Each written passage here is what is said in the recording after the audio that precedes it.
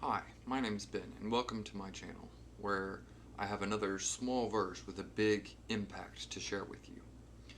The verse comes out of the book of Job, chapter 13, verse 15, which says, "Though he slay me, I will hope in him.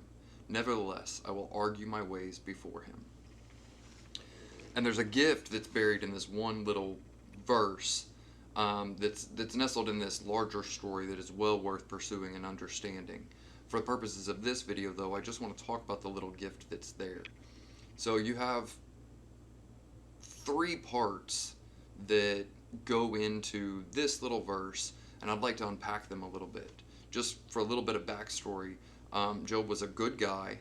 By all accounts, nobody had anything to say against him, and life went sideways on him. And you find that in the first part, just "though he slay me," and the "he's" referencing to is God. Um, but it also works just for the purposes of this psychological gift that's given to us, that it's an ideal. Even if my ideal completely turns against me, you lead into that second part, I will hope in him. And this is important just because you have to have faith. I don't care what your religion you claim or if you claim not to be religious at all. There is something you believe in, and you have to believe in something. And, the great question of life and history is what's worth believing in, and I can't get into that. But take this pattern, and I'll apply it in one other area, but it's a pattern that applies across the board. And that might be your marriage. You say, though my spouse slay me, though it come to the worst, though my marriage turn against me, though my children turn against me, I will still choose to believe in the framework of that ideal and move towards it. And fair enough, and we can all understand that. We can all buy into the archetypes of slugging it out even when it's difficult, even when it feels like everything's against us.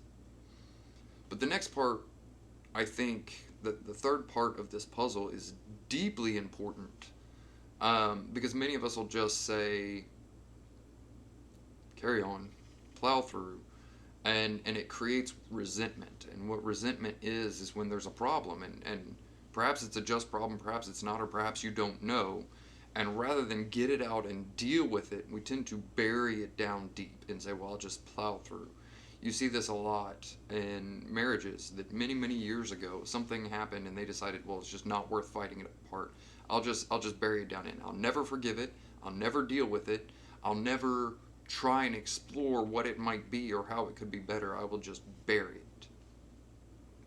And so what this little verse in Job does is it brings it to God, to the highest ideal, and says, well, maybe you can argue it out with people. Maybe you can argue it out with life generally or with your career.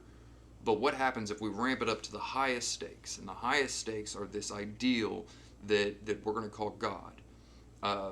And what about the highest stakes at the most disparate power levels? Me versus all of power. What then? And what this verse, what Job teaches us, is you still engage. And so he says, nevertheless, I will argue my ways before God. Still engage. And the way that pattern works out is, say, in the illustration of marriage, but again, as a pattern for all of the situations where resentment, where that temptation to bury your dissatisfaction with an answer or with a solution, or with a relationship comes. Argue the ways. And that seems counterintuitive. And you might say, no, it's not going to go anywhere. There's no point. There's no purpose. Well, when the difference between what you feel like should be and what is so great, it begs an answer. And the answer might be, I'm wrong. The answer might be, I need to change something. But maybe it's not. Maybe there's not anything you can change. And then you're stuck moving forward with this resentment. And the problem is that resentment then begins to color everything else. Nothing stands on its own going forward. Argue it out. Now, this particular verse doesn't go into, and the whole rest of the Bible unpacks, well, what might be the answers to that argument. And Job never really gets a satisfactory answer to how it went down. But what he does get is a path forward in life that he can live with, enjoy, and be grateful for. And so, whether it's the pattern of your toddler's behavior and addressing it, well, it's a toddler, what does he know? Well, begin addressing it. And maybe if you have that honest conversation over and over and over again with that toddler, becomes a child, and then an adolescent, and then an adult that you can enjoy and have an ongoing relationship with. Whereas if you harbor resentment against that toddler, that bleeds over into the child. And the closest relationship that child has is one of resentment. That's not good. Or into your marriage. And the fact that this little fight that you had in year one of your marriage became the foundation of a relationship of resentment that amplifies and amplifies and amplifies. And then that's all you have. Even if you're hanging on to the relationship for dear life, you're not doing anything to make it better, because it's easier to nurse your wounds in resentment than it is to build towards better. Maybe it's a career that you're already into and you're unwilling to take a chance to make a move. So instead of dealing with the disappointments therein, you just continue to slug away and do so for 20, 30, 40 years and never get to enjoy or be grateful for the life that you get to live. And this becomes true then at that largest level, when even God or the Almighty, whatever that Almighty is for you, that thing that is out there, that being or that spirit or existence that is beyond your current level and seems to be all encompassing, has turned against you and it doesn't make sense to you.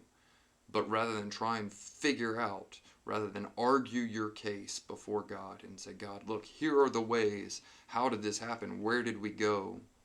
You decide to stay silent and quiet and cowardly, but then just harbor that resentment so that you never get harmony or get peace with the life that you have to live.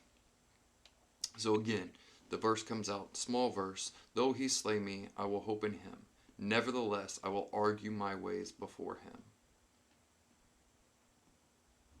If you are locked into a spirit of dissatisfaction, take the time to stop and argue it out.